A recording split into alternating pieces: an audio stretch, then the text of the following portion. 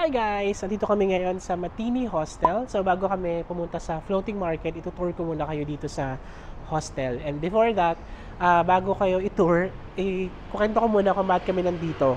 Kahit na mamayang gabi yung aming train going to Chiang Mai. Kasi yung nabook kong train is 10 p.m. pa. So ang plano ko talagang train is 6 p.m. pa going to Chiang Mai. But because siguro dahil nga peak season ngayon, 10 p.m. na lang available pagka book ko. Kaya too late siya. At baka mapagod kami kasi nga wala pa kami tulog halos. So, after namin mag-floating market, matutulog muna kami dito for a few hours, siguro mga 3 to 4 hours, and then we're gonna go to the station. Mura lang naman to, parang 1,400 baht yung 4 beds na kinuha namin. So, pakita ko na sa inyo yung aming hostel, kahit hindi kami mag-stay for a night dito, para pahingahan lang siya. So, ito. Matini Hostel, malapit ito sa Chatuchak night market, and also doon sa Krung Thep na new terminal nila, right? So, and then ito siya pagpasok nyo. Actually maganda yung hostel niya kasi nga bago pa lang.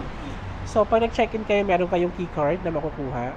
Ayan. So, ito yung gagamitin nyo pagpasok sa mismong hostel. Ayan. Ito yung front desk ng hostel. Ito yung parang pinaka-lobby nila. Ang ganda. Tapos meron ditong long table. Ayan. Pwede kumain. And then, dito para may resting area. Yung resting area. Oo. Diba? Ang cute na, no? Tapos may mga, doon, mga pillow doon na pwede nyo upuan. Tapos I think meron ditong fridge na pwede nyo gamitin. Ayan. O, diba? May mga, may mga Yakult. And then may coffee. I think free tong coffee, oh. Uy, pwede kayo magkape, oh. Free yan. Coffee. Pwede kayo mag-coffee. May water. Yan. Tapos yan. Pwede nyo gamitin itong mga utensils ito. Kaya lang, syempre, hugasan nyo siya. And ayan, oh, guys, oh. Very, siya, homey. And dahil nga bago siya, ang ganda niyang stayan. And I think this is a standard for a hostel. Dahil malinis. So, ito yung room namin. Room B kami. So, gagamitin nyo rin yung keycard nyo pagpapasok kayo. So, ito yung hostel. Ito yung room. Sana, ilaw na kaya. Ilaw, ayan. Okay, and then, each of the guests ay merong ganito. Parang locker. Yan. Ito yung locker namin nila, Ana. Yung maleta namin. Here. Diba? Spacious yung locker nila. But, I think hindi included yung padlock. Kaya wala kaming padlock. Kasi dito merong isang may padlock, eh. Tapos may presyo 29 baht. Baka nabili niya 29 baht lang. Then here, yung mga bed. Yan. Merong 2 floors, 16, 12 beds per room. Yan. Dito kami. 7, 8, 9, 10. So, ito yung isang bed, oh. Merong curtain for your privacy. And then, you have your pillow. You have your blanket. And, siyempre, buksan ito ilaw. Yan, di ba? Tapos may toalya lahat. Ayan. Di ba? Yan ang bed. Okay na siya if you will be staying for a night lang naman. So later, patay natin ilaw. Tapos may outlet din dito. Tapos kagandahan guys, so may type C na siya. Hindi na kayo mahirapan mag-charge. Okay, labas naman tayo. Let's look at the shower.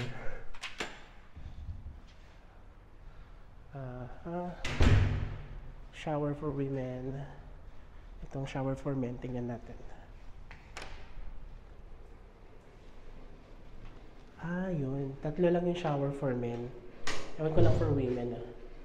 Rain shower, tapos may mga soap na, and body soap and shampoo. Tapos ito siya. May vanity mirror here. 2 sinks. Yan. Basically, that's it.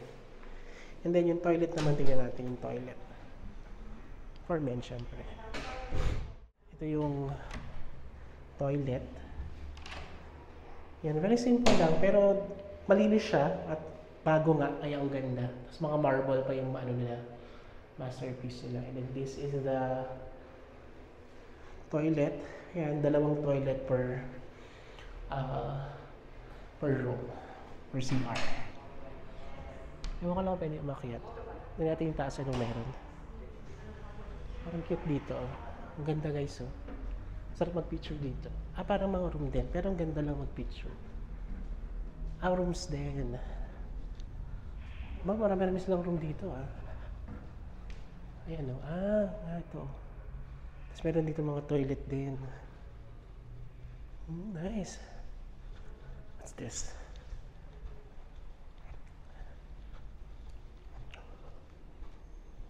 Meron silang washing. Meron silang washing na may bayad. Ayan, oh. Pwede kayong maglaba kung gusto nyo. Sa baba pa na nito, meron parang iwanan ng mga gamit, ng mga maleta. Siguro pag nag-check out na kayo, tapos hindi nyo iwan yung gamit nyo, you can leave it here. Baba na tayo. Very aesthetics tong lugar na to. Tingnan nyo naman, oh. Very nice, diba? 2 p.m. yung check-in. Tapos 2 p.m. yung check-in, tapos 11 yung check-out nila. Ayan sila. Natin lang namin yung aming boat going to the floating market. Natutulog na sila. Kaya yan. Ganda nito. Yan. There's a wifi. There's a free wifi actually. Oh. Yeah, you can use that wifi. Pwede nila lumabas dito. May tubig, oh. Yeah. That's it, guys. Ito ang Matini Hostel near the Grand Station. If you have a flight or a train to catch ng gabi, pwede nyo rin itong maging hostel. And if naghahanap kayo ng tahimik na hostel, kasi tahimik to dahil nga medyo malayo sa hustle and bustle of the city, of the tourist area, pwede kayo dito. Pwede kayong mag long stay, pwedeng mag-aral, pwedeng mag-work. Okay? So, sana nakatulong itong hostel na to sa inyo. Alright? So, thank you guys for watching. I hope you can like and subscribe our channel. Bye! Thank you!